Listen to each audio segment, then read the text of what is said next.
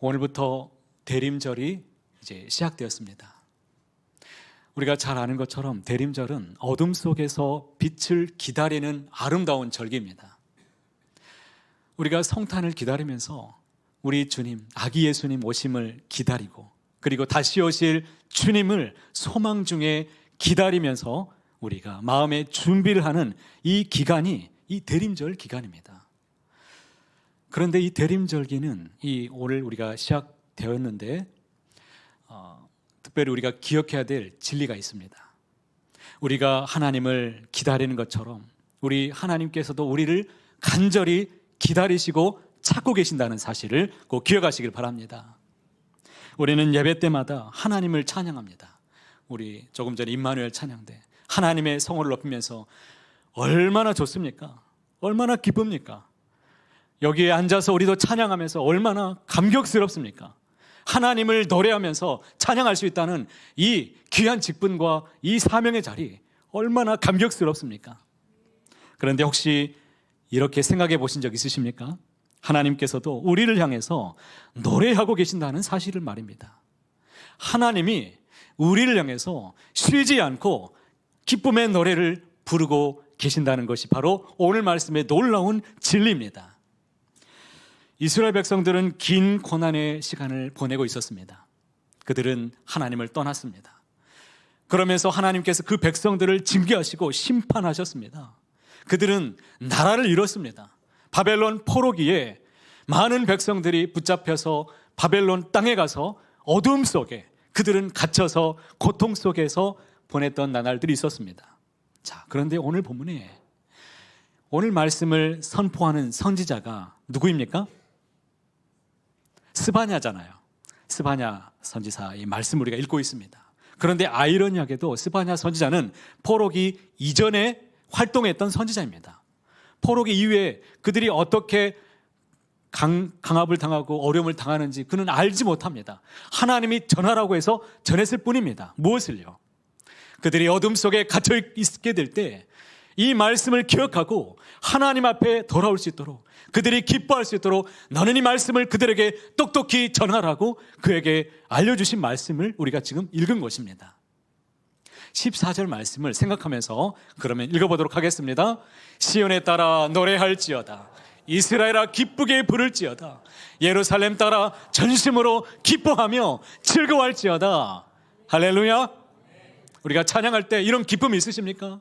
주님을 노래하라, 기쁘게 부를지어다, 기뻐하며 즐거워할지어다.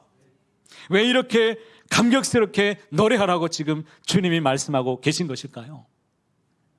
하나님께서 여전히 그들과 함께 계시기 때문입니다.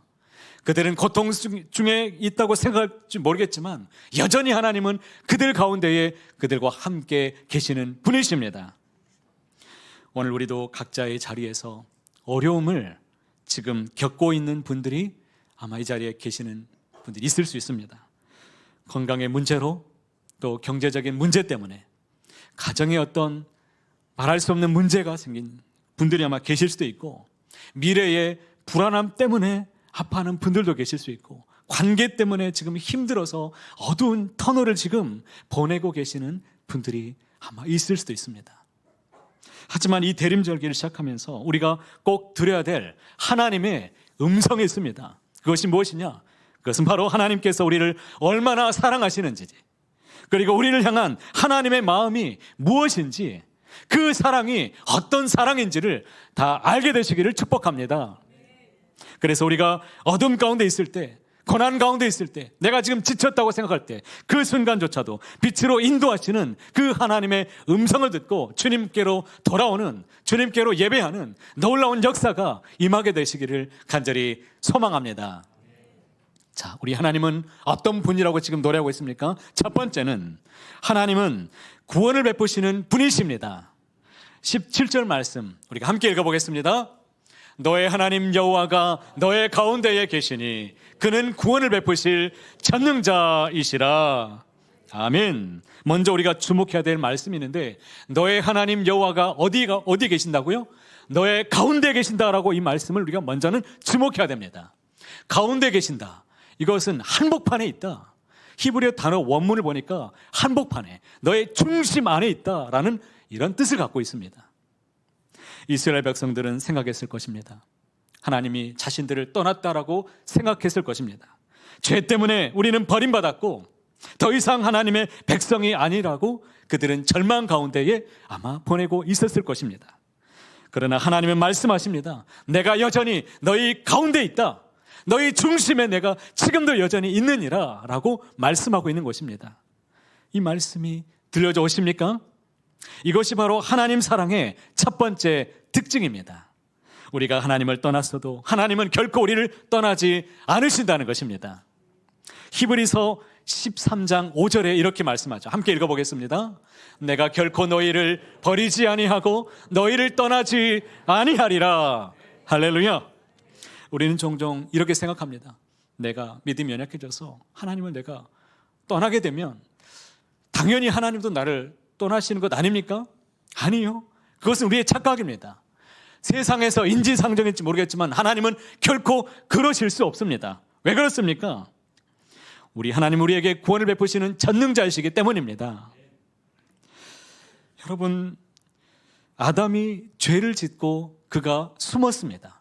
하나님을 피해서 숨었지요. 그때 하나님께서 어떻게 하셨습니까? 아담아, 내가 어디 있느냐? 하나님이 아담을 찾으셨습니다. 하나님은 단 한 번도 우리를 떠나신 적이 없습니다. 내가 죄악의 가운데 있었던 그 자리 한복판에서도 주님은 나를 떠나지 않았습니다. 우리가 숨은 것이지요. 어린아이가 엄마의 손을 잡고 시장에 놀러 갔습니다. 시장에 엄마 손 잡고 가서 얼마나 볼 것도 많고 먹을 것도 많으니까 이 아이가 너무 신이 났습니다. 엄마 손을 잡고 그렇게 가다가 그만 엄마 손을 놓치고 말았습니다. 한참 걸어가다가 엄마가 옆에 없는 것입니다. 이 아이가 공포를 느꼈습니다. 엄마가 없어졌으니까 엄마, 엄마라고 소리를 지르면서 이 아이가 찾지만 엄마는 오지 않았습니다. 어디론가 나타나지 않았어요. 엄마가 어디 갔는가? 이 아이가 울고불고 있는데 동네 사람이, 동네 아주머니가 이 아이의 손을 잡고 파출소에 데려다 줍니다. 그래서 파출소에서 딱 갔더니 경찰 아저씨가 물어보죠. 너희 집이 어디 있어? 몰라요. 너 엄마가 어디 있니? 몰라요. 엄마가 데려왔는데 나를 놔두고 가버렸어요 라고 그러는 겁니다. 엄마의 시점에서 카메라를 한번 돌려보겠습니다. 과연 엄마가 진짜 버리고 가버린 것일까요? 엄마는 물건을 사서 계산하기 위해서 잠시 아이의 손을 좀 놓았습니다. 물건을 이것저것 좀 살펴보고 계산하고 있는 동안에 아이가 사라져 버렸어요. 아니 얘가 어디 갔나? 누구야 라고 찾았는데 아이가 없어요. 아이를 잃어버렸다고 생각하는 그 순간에 엄마의 마음은 어떻습니까? 미쳐버립니다. 시장 바닥을 아무리 샅샅이 뒤지고 뒤져도 아이는 찾을 수가 없었습니다. 이 아이가 도대체 어디로 갔는지. 하나님은 나를 버렸다고 느껴지는 그 순간조차도 하나님은 우리를 찾고 계시는 분이십니다. 우리는 하나님을 놓칠 수 있지만 하나님은 결코 우리를 놓칠 수 없으시는 분이십니다. 그 아이가 어떻게 됐냐고요? 찾았으니까 여러분 걱정하지 마시고 말씀으로 빨리 다시 돌아오시기 바랍니다. 로마서 8장 39절 말씀에 이렇게 말씀하죠. 어떤 피조물이라도 우리를 우리 주 그리스도 예수 안에 있는 하나님의 사랑 안에서 사랑해서 끊을 수 없으리라. C.S. 루이스는 이 부분에서 이렇게 말했습니다. 우리가 하나님을 찾는 것은 하나님께서 먼저 우리를 찾아오셨기 때문이다 라고 말했습니다. 내가 이 시간 하나님께 예배하기 위해서 마음을 다잡고 아마 무거운 발걸음으로 오신 분도 아마 이 자리에 있을 수 있습니다. 그런데 하나님이 내가 찾아오고 싶은 마음이 아니라 하나님께서 나를 찾아오셨기 때문에 내가 이 자리에 있는 줄을 믿습니다. 하나님이 나를 찾으신 것입니다. 어머니의 기도로 돌아왔던 성 어거스틴이 이렇게 고백했습니다. 내가 주님을 떠났었지만 주님은 단 한 번도 나를 떠나신 적이 없었습니다. 하나님께서 왜 우리를 놓지 않으시는 것일까요? 그분은 구원을 베푸실 전능자이시기 때문입니다. 무슨 말씀이십니까? 우리를 반드시 구원하시기를 우리 하나님은 원하십니다. 우리 모든 백성들이, 주의 성도들이 다 구원받고 하나님의 은혜 안에서 살아가기를 주님은 원하십니다. 간절히 원하신다는 것입니다. 19절, 15절 말씀에 이런 말씀이 있죠. 여호와가 내 형벌을 제거하였고 내 원수를 쫓아냈으며, 나를 구원하기 위해서 하나님이 무엇을 하셨는지를 이 말씀을 통해 보시기 바랍니다. 우리가 마땅히 받아야 될 형벌을 하나님이 친히 제거하셨습니다. 모든 죄를 사하여 주셨습니다. 그뿐만이 아닙니다. 그 형벌을 하나님이 대신 이 땅에 오셔서 대신 지셨습니다. 우리를 위해서 십자가상에 그분이 대신 죽으셨다는 것입니다. 믿어지십니까? 우리를 해치려는 원수를, 마귀를 물리치시는 분이 하나님이십니다. 이제 막 신앙생활을 하려고 하다 보면 우환이 갑자기 생기는 경우가 있습니다. 평생 동안 사단 마귀의 어둠에 갇혀서 살면서 이 마귀가 얼마나 좋았겠습니까? 그 영혼을 빼앗기고 싶겠습니까? 갑자기 어려운 일을 당할 수 있습니다. 험한 일이 있을 수 있습니다. 이것이 바로 하나님께서 살아계신다는 증거 중에 증거입니다. 하나님이 그 영혼을 빼앗기지 않기 위해서 사탄의 이 모든 정을 하나님이 쫓아내시고 하나님이 막으시고 우리를 보호하신다는 것을 꼭 믿으시기를 바랍니다. 절대로 빼앗기지 않습니다.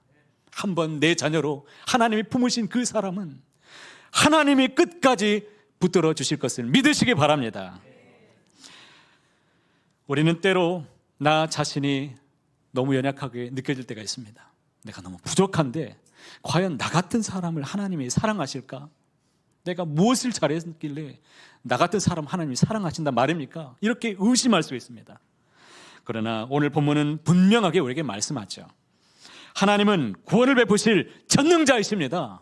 구원을 베푸실 전능하신 하나님, 우리의 연약함을 아시고 우리의 한계를 아시는 하나님이 우리를 구원하시기로 작정하셨다는 것입니다.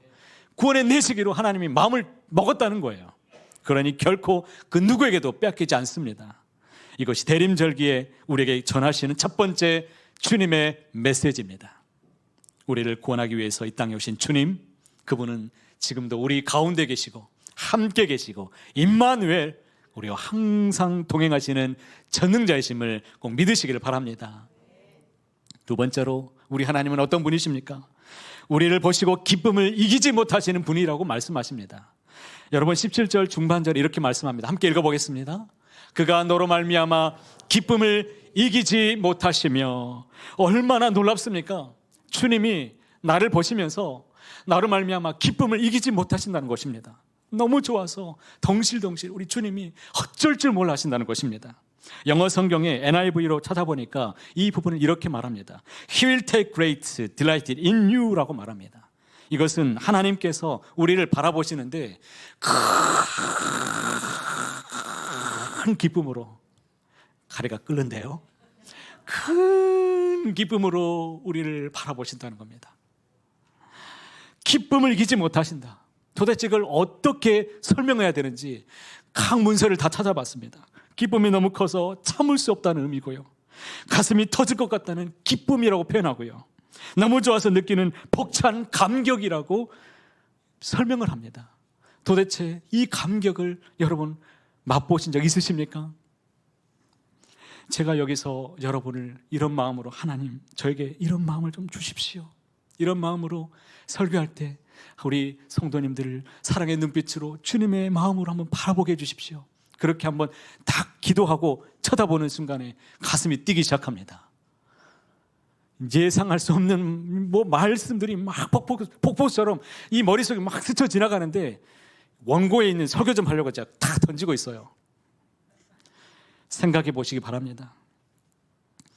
전능하신 하나님, 모든 만물을 창조하신 하나님, 그 세상을 다 지으시고 다스리시는 그 하나님이 보잘것없는 나 같은 인생을 하나님이 주목하고 계시고 기뻐하시는데 그 기쁨을 이기지 못하시며 감격하면서 너무 좋아서 덩실덩실 왔다고 이렇게 좋아하신다는 것을 여러분 상상해 보시기 바랍니다. 제가 그렇게 보여지는데 우리 하나님은 과연 어떠실까요? 하나님은 어떠실까요? 요즘 우리 부모님들의 이 마음을 보면 이 부모님들이 자녀를 보면 얼마나 사랑하는지가 제가 느껴질 때가 있습니다. 특히 이 갓난아기를 바라보는 이 부모의 이 눈빛을 보면 딱 느껴집니다. 아무것도 할 줄 모르는 아이죠. 그냥 할 줄 아는 것은 먹고 자고 싸고 이것밖에 할 줄 모르는데, 그런데 이 부모는 좋아서 어쩔 줄 모릅니다. 왜 그렇습니까? 아기가 무엇을 잘했기 때문에 좋은 것입니까? 그렇지 않습니다. 내 자녀이기 때문에 존재 자체만으로 너무 기쁜 겁니다. 우리 할머니, 할아버지는 어떻습니까? 우리 손주 이 스마트폰 보면서 목사님 보세요. 이 아이가 이제 기어다녀요. 기어다닌다고 보세요. 보여줍니다. 이 아이가 또 허리를 곧게 펴고 물건을 붙잡고 일어서는데 목사님 일어섰다고 보여줍니다. 다음부터는 돈 내고 자랑하시기 바랍니다. 하나님께서 우리를 바라보시는 것도 이와 마찬가지입니다. 우리가 무엇을 잘해서 훌륭해서가 아닙니다. 우리가 하나님의 자녀이기 때문에 우리 존재 자체만으로 하나님은 너무나 우리를 사랑하신다는 것입니다. 나를 사랑하시는 하나님, 내가 때로는 기도도 잘 못해도 됩니다. 내가 신앙생활 내가 이렇게 잘 못하고 있는데 과연 하나님이 나를 이뻐하실까? 나에게 이런 기도 응답을 주실까? 아니요. 그게 무슨 상관입니까? 하나님이 내 자녀인데 이렇게 좋은데 왜 아끼지 않을 수가 있겠습니까? 왜 좋은 것을 하나님이 품고만 있으시겠습니까? 하나님은 내가 나이기 때문에 그냥 좋은 것입니다. 다른 이유가 없어요. 믿으시기 바랍니다. 로마서 5장 8절 말씀도 함께 읽어보겠습니다. 하나님이 우리 예수님을 언제 보내셨습니까? 우리가 아직 죄인 되었을 때에 그리스도께서 우리를 위하여 죽으심으로 하나님께서 우리에 대한 자기의 사랑을 확증하셨느니라. 언제 자기의 사랑을 확증하셨습니까? 우리가 잘났을 때입니까? 한참 잘하고 있을 때 그때 오셨습니까? 아니지요. 우리가 아직 오히려 죄인 되었을 때에 우리를 사랑하시기 때문에 우리에게 오셨던 것입니다. 그리고 십자가상에서 모든 것을 다 주신 줄 믿습니다. 세 번째로 우리 하나님은 어떤 분이십니까? 17절 중반절에 이런 말씀도 있죠. 같이 읽어보실까요? 너를 잠잠히 사랑하시며 잠잠히 사랑하신다. 이제 우리는 또 다른 차원의 사랑을 지금 보게 됩니다. 앞에서 저는 우리 하나님께서 기쁨을 이기지 못하시는 열정적인 사랑에 대해서 말씀을 드렸습니다. 그런데 이제는 정반대의 사랑입니다. 잠잠히 사랑하신다라는 것입니다. 그러니까 이것은 어쩌면 모순처럼 느껴질 수 있습니다. 그러나 사실은 하나님의 그 사랑의 깊이가 얼마나 깊은지를 나타내 보여주는 말씀이 잠잠히 사랑하신다라는 이 본문입니다. 잠잠히 이 히브리어 원어를 보니까 야리시라는 이 단어를 사용하고 있는데 이것은 침묵하다, 고요하다라는 뜻을 갖고 있습니다. 그러니까 마치 무관심한 듯하게 보여지는 사랑입니다. 아니 무슨 그런 사랑이 있어. 무관심한 듯하게 보이지만 그 안에는 깊은 사랑이, 속사랑이, 속 깊은 사랑이 담겨 있다는 것입니다. 우리 권사님들 중에는 많은 사람들이 존경하고 사랑하는 그런 권사님이 계십니다. 누구라고 이 자리에서 딱 말은 못합니다. 누가 주변에서 어떤 문제가 있을 때 그분 말 한마디면 정리가 되는 것을 보았습니다. 솔선수범해서 먼저 하시니까 이렇게 하자라고 하면 다 정리가 돼버립니다. 제가 어느 날 그런데 이분은 도대체 말이 없어요. 도대체 말이 없습니다. 제가 말 좀 걸려고 인사를 좀 했습니다. 식사하는 중에 권사님 오늘 식사 맛있지요? 네. 누가 만들었는지 참 맛있겠네요. 그러게요. 또 좀 긴 대화가 더 이어지길 바라서 또 물어봅니다. 권사님 저도 먹고 싶어요. 네? 도대체 말이 없습니다. 그런데 그 사랑의 깊이는 이루 말할 수 없습니다. 조용히 남을 위해서 섬기고 배려하고 그리고 말없이 순종하는 권사님 이 모습을 보면 마치 잠잠히 사랑한다는 것이 바로 이런 것이 아닌가라고 저는 말씀을 묵상하는 중에 떠올랐습니다. 인도의 신학자 타고르는 이렇게 말했습니다. 하나님은 침묵 속에서 영혼의 가장 깊은 곳을 만지신다라고 말했습니다. 하나님은 때로 눈에 보이는 기적으로 주님의 사랑을 우리에게 보여주실 때도 있습니다. 하지만 더 많은 경우에는 조용하게 우리 곁에서 말없이 우리를 사랑하실 때가 더 많이 있습니다. 그래서 우리가 오해할 때가 참 많아요. 그 하나님의 사랑을 오해합니다. 내가 너무 힘든데 아무런 말씀도 들리지 않을 때, 하나님께서 침묵하시는 것만 같을 때, 그때 우리는 하나님 지금 어디 계십니까? 라고 지금 우리는 외치지만, 그럼에도 불구하고 그때도 하나님은 여전히 잠잠히 우리를 사랑하고 계신다는 것입니다. 우리가 간절히 부르짖었는데 아무 응답이 없을 때, 기도해도 변한 것이 아무것도 없는 것처럼 느껴질 때 우리는 당황스럽지만, 그러나 그때에도 하나님은 여전히 우리와 잠잠히 우리에게 곁에서 사랑하고 계신다는 것을 꼭 기억하시길 바랍니다. 출애굽기 14장 14절에 이렇게 말씀하죠. 여호와께서 너희를 위하여 싸우시리니 너희는 가만히 있을지어다. 여기서 가만히 있으라라는 이 뜻을 보면 아무것도 하지 말고 그냥 있으라라는 뜻이 아닙니다. 불안한 마음, 원망의 말, 이런 것들을 지금 멈추라는 의미입니다. 하나님께서 베푸실 그 구원을 바라보면서 잠잠히 하나님을 바라보아라라는 그런 뜻이 담겨 있는 것입니다. 믿음 없이 흔들리지 말고 요동치지 말라는 말씀이신 것입니다. 사랑하는 여러분, 지금 여러분의 삶에 하나님의 응답이 없으십니까? 기도해도 변화가 없는 것 같습니까? 낙심하지 마시길 바랍니다. 하나님은 지금도 잠잠히 여러분을 사랑하고 계십니다. 깊으신 그 사랑으로 내 사정을 그 누구보다도 잘 아시는 우리 주님께서 나를 지금도 어루만져 주시고 좋은 길로 선하신 뜻대로 날마다 방향으로 이끌어가고 계심을 꼭 믿으시길 바랍니다. 마지막으로 우리 하나님은 어떤 분이십니까? 우리 읽었던 17절 말씀을 전체로 통으로 함께 읽어보겠습니다. 너의 하나님 여호와가 너의 가운데에 계시니 그는 구원을 베푸실 전능자이시라. 그가 너로 말미암아 기쁨을 이기지 못하시며 너를 잠잠히 사랑하시며 너로 말미암아 즐거이 부르며 기뻐하시리라 하리라. 아멘. 마지막으로 우리는 다시금 폭발하는 기쁨을 만나게 됩니다. 말씀처럼 너로 말미암아 즐거이 부르며 기뻐하시리라. 잠잠한 사랑 다음에 다시 나타나시는 이 환희의 사랑을 지금 말씀하고 있습니다. 즐거이 부른다는 이 표현은 히브리어로 이 야길이라는 이 단어를 쓰고 있는데, 큰 소리로 기쁨을 외친다, 환호한다라는 말씀을 쓰고 있습니다.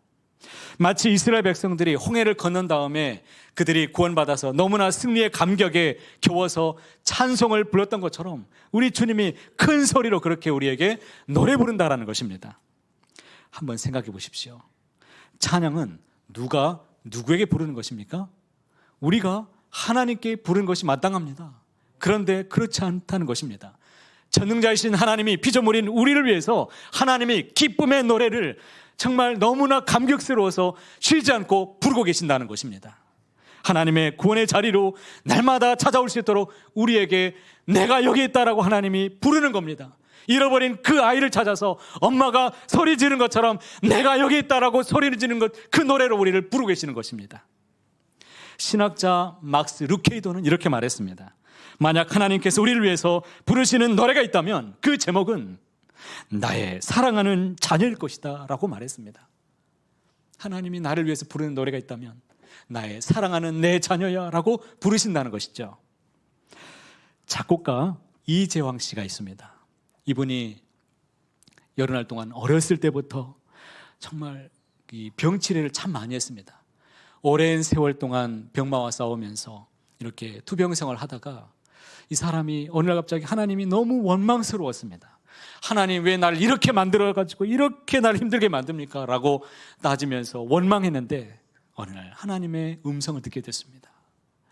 내 사랑하는 아들아, 내 사랑하는 아들아 라는 이 말을 듣고 이 찬양을 지었는데 너는 내 아들이라 라는 이 찬양을 가사를 썼습니다.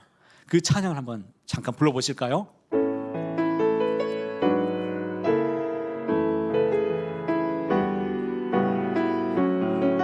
우리 하나님께서 우리를 향해 기뻐하시는 마음을 한번 불러보겠습니다. 힘들고 지쳐 낭망하고 넘어져 이런 날 전혀 없을 때에 조용히 다가와 손 잡아 주시며 나에게 말씀하시네. 나에게 실망하며 내 자신 연약해 고통 속에 눈물 흘릴 때에 못자국 난 그 손길 눈물 닦아주시며 나에게 말씀하시네. 너는 내 아들이라, 너는 내 아들이라. 오늘날 내가 너를 낳도다. 너는 내 아들이라. 날 사랑하는 내 아들이라. 너는 내 아들이라. 너는 내 아들이라. 오늘날 내가 너를 낳도다. 너는 내 아들이라. 날 사랑하는 내 아들이라. 할렐루야. 성탄절은 단순히 아기 예수님 탄생하는 것을 기념하는 이런 절기가 아닙니다. 하나님의 이 사랑의 노래가 가장 크게 울려 퍼지는 날이 바로 이 성탄절이죠. 천사들이 지극히 높은 곳에서는 하나님께 영광이요, 땅에서는 하나님이 기뻐하시는 사람들 중에 평화로다라고 노래 부를 때 이 노래는 누구의 노래였는가? 우리를 향해서 부르시는 하나님의 노래였습니다. 어쩌면 우리 가운데 지금도 어두움 가운데서 지금 헤매면서 어쩔 줄 몰라서 지금 힘들어하는 분들이 계실 수 있습니다. 그것이 어떤 문제든지 상관없습니다. 그런 여러분께 오늘 이 말씀이 하나님의 위로가 되시길 바랍니다. 하나님은 여러분 가운데 계십니다. 조용히 말없이 그리고 뜨겁게 우리를 향해서 기쁨의 노래를 부르고 계십니다. 그러니 우리도 하나님을 향하여서 기쁨의 노래를 멈추지 마시길 바랍니다. 하나님께서 우리를 향해서 사랑의 노래를 불러주시듯이 우리도 그 하나님 앞에 날마다 기쁨의 노래를 부르며 하나님과 함께 늘 믿음으로 살아가게 되시기를 축복합니다. 바라긴 여기 계신 모든 분들이 하나님의 사랑을 이 아름다운 대림절기에 가득히 누리시는 저와 여러분 모두가 다 되시기를 간절히 소원합니다.